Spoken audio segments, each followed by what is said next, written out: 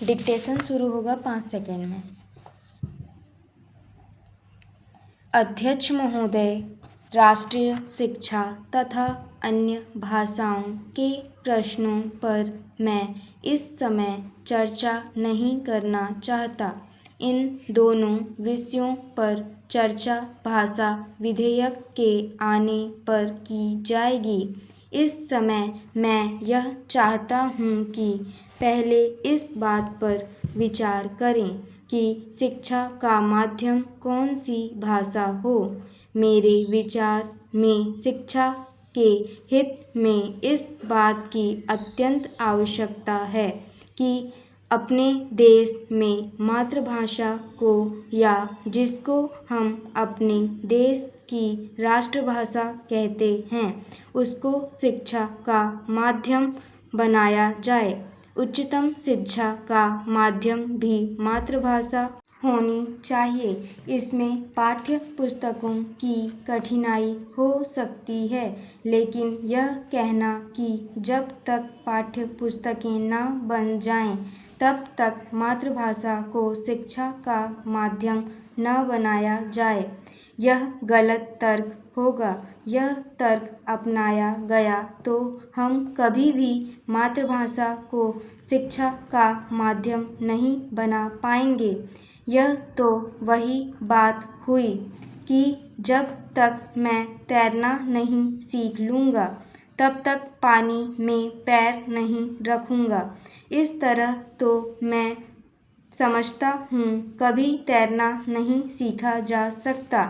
इसलिए किसी तरह एक बार पानी में कूद जाएं, एक बार यह फैसला ले लें कि मातृभाषा को शिक्षा का माध्यम बनाया जाएगा, और तत्काल यह फैसला लेकर शिक्षा शास्त्रियों से कहा जाए कि वे तेजी से पाठ्य पुस्तकें तैयार करें या उसका अनुवाद करें। विज्ञान की शिक्षा के बारे में कहा जाता है कि विज्ञान की पढ़ाई का माध्यम मातृभाषा में होने से बड़ी कठिनाई का सामना करना पड़ेगा। मैं इस बात को नहीं मानता। मैं तो यह मानता हूँ कि मातृभाषा में विज्ञान की शिक्षा देना सबसे आसान है। समाजशास्त्र की शिक्षा को मातृभाषा के माध्यम से सिखाने में शायद कुछ समय लगे, उसकी पाठ्यपुस्तकें बनने में शायद कुछ समय लगे, लेकिन विज्ञान की पढ़ाई के बारे में यह बात नहीं कही जा सकती।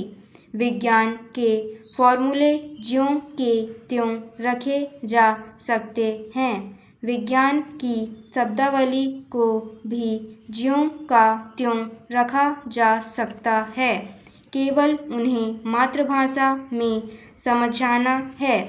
इसलिए विज्ञान की पुस्तकें और विज्ञान की शिक्षा के लिए मातृभाषा को माध्यम बनाने में कोई समय लगने वाला नहीं है। चूँकि हम अपनी शिक्षा नीति में सबसे अधिक जोर विज्ञान पर देने वाले हैं, इसलिए मैं समझता हूँ कि यह सबसे अच्छा कार्य होगा यदि हम मातृभाषा को शिक्षा के माध्यम के रूप में स्वीकार कर लें। अध्यक्ष महोदय, हमारे शिक्षा आयोग की रिपोर्ट में एक बात और बहुत अच्छी कही गई है, और वह यह है कि हमें अपनी शिक्षा में विज्ञान को अधिक महत्व देना होगा। आज की दुनिया में यदि हम तेजी से प्रगति करना चाहते हैं, तो इसमें कोई शक नहीं है कि विज्ञान की शिक्षा पर सबसे अधिक जोर दिया जाना चाहिए।